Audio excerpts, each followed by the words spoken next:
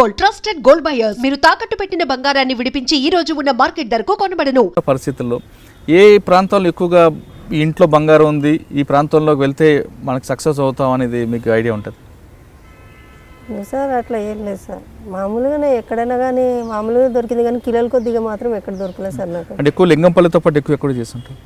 లింగంపల్లి, కుక్కడపల్లి, తర్వాత మన గచ్చిబౌలి, తర్వాత ఎక్కువ శాతం అంటే ఇక్కడ అమర్పేట సైడ్ సార్. అంటే లింగంపల్లి, కుక్కట్పల్లి, గచ్చిబౌలి ఎందుకు ఎంచుకున్నావు ఎక్కువ? పోలీస్ రికార్డులో కూడా ఆ పోలీస్ స్టేషన్లో రాజేంద్ర నగర్ ఆ ప్రాంతంలో ఎక్కువగా కనిపిస్తుంది దొంగతనం. లేదు సార్, రాజేంద్ర నగర్లో తప్పు ఉన్నాయి సార్. అంటే కుక్కట్పల్లి, లింగంపల్లి ఎందుకు ఎంచుకున్నావు? అప్పుడు ఫ్రెండ్స్ అప్పుడు అక్కడ తీసుకెళ్ళేవారు ఆ ఏరియా, నాకు తెలియదు ఈ ఏరియా కూడా, నేను కొత్తగా హైదరాబాద్కి రావడం అప్పుడు ఆ ఏరియాలు చూపిస్తుంటే నేను అనుకున్నా ఇవన్నీ ఏంటివి ఇవన్నీ అంటే, ఇక్కడ ఇవి ఒక ఊరే, మీ ఊర్లో ఎట్లా మీ పల్లెటూరులో ఇదొక ఊరు అని చెప్పేసి అనేవాళ్ళు. నేను అట్లా 2-3 సార్లు పోయిన వాళ్ళంటే పోయినప్పుడు చూసిన, ఇది మియాపురా, ఇది కుక్కడపల్లి, ఇది ఇక్కడ ఉంటుందా, ఇక్కడ ఇవన్నీ ఏరియానా అని చెప్పేసి గమనించేదాన్ని. ఓకే, సక్సెస్ అయ్యే ఇల్లు కాకుండా ఫెయిల్ అయిన ఇంట్లో అంటే దొంగతనంకి వెళ్ళి తాళం పగల కొట్టి కష్టపడి లోపలికి వెళ్ళిన తర్వాత ఏమీ దొరకకుండా బయటకు వచ్చే ఇల్లులు కూడా ఉంటాయా? ఉంటాయి సార్, వాళ్ళు మొత్తం బ్యాంక్లోకి వేసుకున్న తర్వాత మనం పోయి ఏం చేసుకుంటాం సార్ చెప్పండి. అంటే కిచెన్లో కూడా ఏం దొరకదా? కిచెన్లో ఫుడ్ దొరుకుతుంది, ఒక్కొక్క టైంలో ఫుడ్ తింటే తినండి లేకపోతే లేదంటారు. నేను ఒక్కొక్కసారి అనుకునేదాన్ని ఎందుకు వీళ్ళు ఇట్లా చేస్తారు అని చెప్పి, దొంగలు ఎక్కువైపోయారు, మనుషులు కూడా జాగ్రత్త పడుతున్నారు అనుకునేదాన్ని. అంటే కొంతమంది తాళం లోపటి నుంచి వేసుకొని లేదంటే లైట్లు వేసి అంటే ఎవరో లోపల ఉన్నామని చెప్పడానికి చేస్తుంటారు, అటువంటిప్పుడు ఏం చేస్తాను? అట్లా ఉన్నప్పుడు నేను దగ్గర కూడా పోకపోతుంటే, మనుషులు ఉన్నారు లేదా ముందు కిటికీ నుంచి చూసేదాన్ని, ఉన్నారంటే బయట నుంచి బయటికి వెళ్ళిపోతుంటే, లేదు ఎవరు లేరు అన్న మూమెంట్లో లాక్ వలగొడుతుంది. అంటే మధ్యాహ్నం టైంలోనే? మధ్యాహ్నం టైంలో సార్. అంటే ఆ ఇల్లు డబ్బు గల ఇల్లా లేదా మామూలు ఇల్లు అని ఎలా తెలుస్తుంటుందా? మామూలుగా అంటే డబ్బు, ఇప్పుడు వాళ్ళు పేదవాళ్ళ, డబ్బు గల లేదా మామూలు మధ్యతరగతి కుటుంబాన్ని ఎలా తెలుస్తుంటుంది? అంటే ఒక మామూలుగా అంటే ఒక మామూలుగా ఇట్లా చూసేదాన్ని, చూస్తుంటే ఇల్లు తెలిస్తే ఇంట్లో చాలా వాడు ఎంతో కష్టపడి సంపాదించుకొచ్చుకొని ఇంట్లో పెట్టుకొని ఉంటాడు, మనం నిమిషాల కొద్దిగా మనం దొంగతనం చేస్తే వాడు ఎంత చేపలు పెడతాడో ఏం పడని చెప్పేసి అనిపించేది. సరేలే ఇప్పుడు మన పరిస్థితి బాగాలేదు, ముందు పాయింట్ అయితే ముందు దూరం అయితే చేద్దాము, చేసిన తర్వాత వాడు ఎన్ని తిట్టుకున్నా కానీ ఇక్కడ కాకపోయినా రేపటికల్లా పైకి వెళ్ళినా కానీ ఆ తప్పేందో ఆయన ముందర చెప్పాలి కదా అని చెప్పేసి అనిపించేది సార్ నాకు. కాదు సంచలక్ష్మి, ఇప్పుడు చెప్పిన సెంటిమెంట్ బాగానే ఉంది. అంటే దొంగతనం చేసే ముందు నీ మనసు కూడా తప్పు అని తెలిసినా తప్పని పరిస్థితుల్లో చేస్తున్నాం, కానీ ఆ ఇల్లు డబ్బు గల ఇల్లు, పేదవాడి ఇల్లు అని మీరు ఎలా గుర్తుపడతారట కదా? ఖాళీ పోయేటప్పుడే చూసుకుంటాం సార్, అది పేదవాని ఇల్లా ఉన్నోని ఇల్లా ఏం సంగతి అని చెప్పేసి. కానీ మంచిగా బయట ఇల్లు చూడగానే ఒక లుకింగ్ మంచిగా అనిపిస్తుంది సార్, దీంట్లో డబ్బు ఉంటుంది, పోదాం దీంట్లో పోయి చేద్దాం అని. చేసిన తర్వాత ఏముండదు సార్, మళ్ళీ ఏం పెట్టుకోరు కూడా, పోతాం ఖాళీగా వచ్చేస్తాం. అంటే ఇల్లు బాగున్నా లోపలికి వెళ్తే ఏముండదు, మొత్తం హుషారు పడి వేసేసుకుంటున్నారు వాళ్ళు. ఇంత కష్టపడడం లోపలికి వచ్చి అనవసరం అనిపిస్తుంటుందా? కానీ మొత్తం వెళ్ళిన తర్వాత ఏం దొరకలేదు, ఇటువంటి ఇంటికి రాకూడదు అనే ఇల్లు కూడా ఉంటాయా? ఉంటాయి సార్. ఏమున్నాయి అలాగా? ఆ ఇంట్లో మనం మనం అంతా ఎత్తుకలాడి వచ్చినా కానీ ₹1 కూడా దొరకదు, బయటకు వచ్చి ఇల్లు చూస్తేనేమో ఇంత బాగుంది, మనిషి చూస్తేనేమో ఇట్లా ఉండడం అని చెప్పేసి అనిపిస్తుంది. అంటే అప్పుడు మీ దగ్గర డబ్బులు ఆ ఇంట్లో పెట్టవా? నేను ఎందుకు పెడతా సార్, నేను దొంగతనం చేసేకి వస్తే ఆ ఇంట్లో నా డబ్బులు ఎందుకు పెట్టి రావాలి? అంటే కొంతమంది అక్కడ కష్టాలు చూసి డబ్బులు పెట్టి వస్తుంటారని చెప్తుంటారు. లేదు సార్.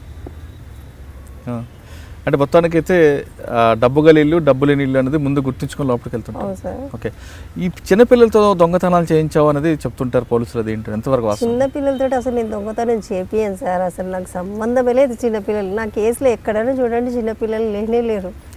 దుండిగల్ పోలీస్ స్టేషన్ లిమిట్స్లో చెంచులక్ష్మితో పాటు చిన్నపిల్లలతో ఇంట్లో పంపిస్తుంది, తాళాలను పగలగొట్టి పంపిస్తుంది అని దుండిగల్ పోలీస్ స్టేషన్లో ఉంది. దుండిగల్ PS అది ఎక్కడ కూడా నాకు తెలియదు సార్.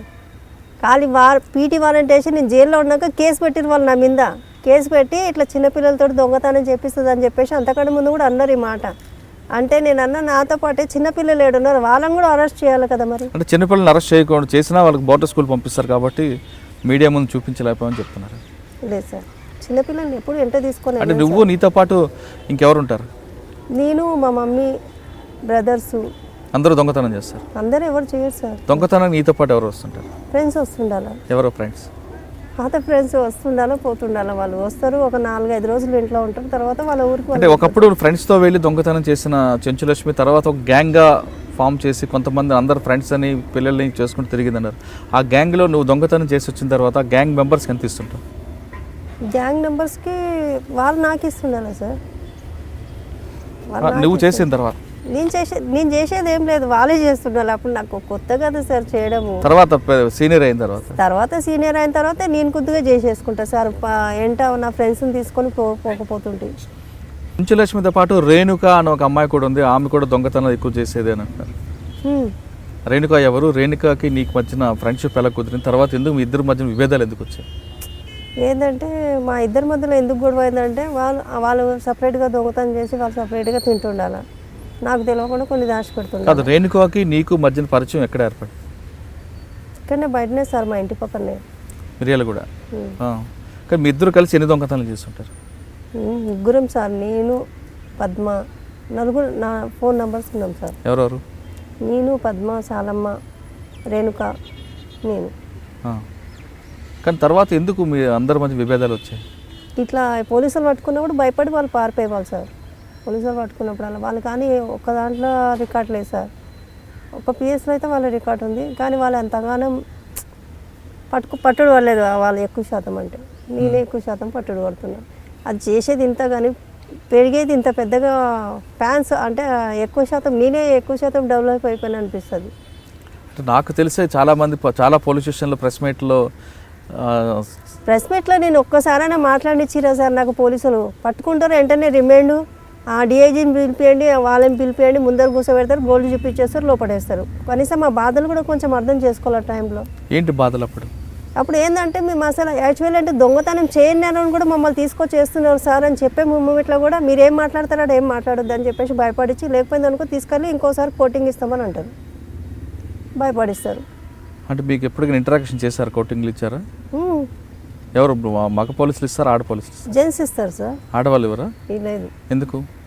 రూల్ లేదు సార్ వాళ్ళకంటే మేము వినము అని చెప్పేసి జెంట్సే మమ్మల్ని కొట్టేశారు. ఏ పోలీస్ స్టేషన్ ఎక్కువగా మిమ్మల్ని ఇంటరాక్ట్ చేశారు? నాకైతే ఏపీఎస్ అంటే ఇక్కడ సిసిఎస్ అని అమర్పేటలో ఉంది సార్, అక్కడ కొట్టారు సార్. ఎవరు? శివరామకృష్ణ అని ఆయన సర్కిల్ ఇన్స్పెక్టర్, ఆయన క్రైమ్ బ్యాచ్ అనుకుంటా, ఆయన కొట్టేవాడు సార్. ఆయన ఒక్కొక్కసారి అనిపిస్తుంది ఈయన కొట్టే దెబ్బకు చచ్చిపోయింటే బాగుండని చెప్పేసి అనిపిస్తుంది. అట్లా టార్చర్ చేస్తారు. అంటే ఆడవాళ్ళకి మగవాళ్ళు కొట్టకూడదు కదా? కొడతారు సార్, అది మనలో ఉంటుంది. మగవాళ్ళు ఆడవాళ్ళని కొట్టొద్దు అని చెప్పేసి. కానీ పోలీసు వాళ్ళు ఏం చేస్తారంటే ఆడవాళ్ళని కొడుతురు అని చెప్పేసి మేజిస్ట్రేట్ ముందర తీసుకుపోయినా కానీ ఇంతగానం కొట్టినా కానీ ఏం కొట్టలేదని చెప్పండి అని చెప్తారు. శివరామకృష్ణ గారి ఇంటరాక్షన్ ఏ విధంగా ఉండేది? చాలా టూ మచ్ సార్. కళ్ళలో కారం వేసి ఇంకా నువ్వు నిజం చెప్పినావా మంచిదని అంటే చేసింది చెప్తారు కానీ చేయంది ఎందుకు చెప్తారు సార్? ఉత్తోళ్ళ పేర్లు చెప్పండి అంటే ఎందుకు చెప్తాం మేము? మాకేం అవసరము? వాడికి ఇచ్చినామని చెప్పు, వీడికి ఇచ్చినామని చెప్పాలంటే ఏమి ఇచ్చినామని చెప్పాలా? గోల్డ్ వానికి ఆ మార్వాడానికి ఇచ్చినామని చెప్పండి అని అంటే వాడికి ఇస్తే కదా మేము చెప్పేది. వాడికి ఇయ్యంది ఎక్కడి నుంచి చెప్పాలా? వాడి నుంచి మేము ఎట్లా కూడా తీసుకుంటామని అంటారు. సగానికి సగం పోలీసు వాళ్ళు దోసుకొని తింటానికి ఉన్నారు సార్ అక్కడ. ఇప్పుడు ఇంట్రాగేషన్ చెప్తున్న కళలో కారం వేయడం అన్నది ఇంకా కాకుండా ఇంకా వేరే ఏం చేసేవారు? లేదు సార్, ఇంకా ఏం లేదు సార్. కోటింగ్ అంటే లబ్బర్లు తీసుకొని బాగా కాళ్ళ మీద కొట్టడము, తర్వాత కళ్ళలో కారం పొడి వేయడము, చేతుల మీద బాగా కొట్టడము, అట్లా చేసేవాళ్ళు సార్. అక్కడ దెబ్బలు తింటున్నప్పుడు ఎందుకు రా చేసాం ఇంకోసారి చేయకూడదు అనిపించలేదు? ఎప్పుడు ఆ టైంలో అనిపిస్తుంది సార్, ఎందుకని నీకు తప్పు పని చేసినా ఇన్ని అన్న దెబ్బలు తినడం అవసరమా నాకు అని చెప్పేసి అనిపించేది. కానీ ఏం చేసేవాళ్ళు దెబ్బలు కొట్టిన తర్వాత మొత్తం అది మానేదాకా remind చేయకపోతున్నాను sir. 1 month 1 week 2 week అట్లా పిఎస్లో పెట్టుకునేవాళ్ళు. పెట్టుకొని ఆ మొత్తం ఆ దెబ్బలు మొత్తం వెంటనే రిమైండ్ చేస్తే మేము 7 జడ్జీలు చెప్పేసి వీళ్ళ డ్యూటీలు పోతాయని చెప్పేసి భయపడేవాళ్ళు. కానీ ఏంటంటే ఆడ వెంటనే ఒక వారం 2 వారాలు నెల వరకు పిఎస్లో పెడతారు సార్. అప్పుడు లేడీ కానిస్టేబుల్ ఉండేవారా? లేడీస్ కానిస్టేబుల్ ఉంటారు సార్. కానీ మహిళల పట్ల ఎక్కువగా లైంగిక వేధింపులు జరిగేవి అక్కడ? లేదు సార్. సెక్సువల్ హెరాస్మెంట్స్ ఏం లేదు? లేదు సార్. కానీ కోటింగ్ ఇవ్వడం ఉండేది. ఓకే. ఇప్పుడు నువ్వు రికవరీ కొంత చూపిస్తావు, ఆ రికవరీ మొత్తం ప్రెస్కి చూపిస్తారా లేదా కొంత దాచుతుంటారా? ఎవరు సార్? పోలీసు వాళ్ళ. వాళ్ళు ఏం చేస్తారంటే వీళ్ళు ఇప్పుడు నేను ఒక ఇంట్లో చేసిన అని చెప్పేసి అని అడిగితే ఆ ఇంట్లో పోయి అడుగుతారు, ఇక్కడ దొంగతనం జరిగిందా జరగలేదంటే లేదు జరగలేదంటే ఇంకా ఇంటిది వాళ్ళకి వచ్చేసిందని చెప్పేసి అర్థం చేసుకుంటారు. అంతే సార్.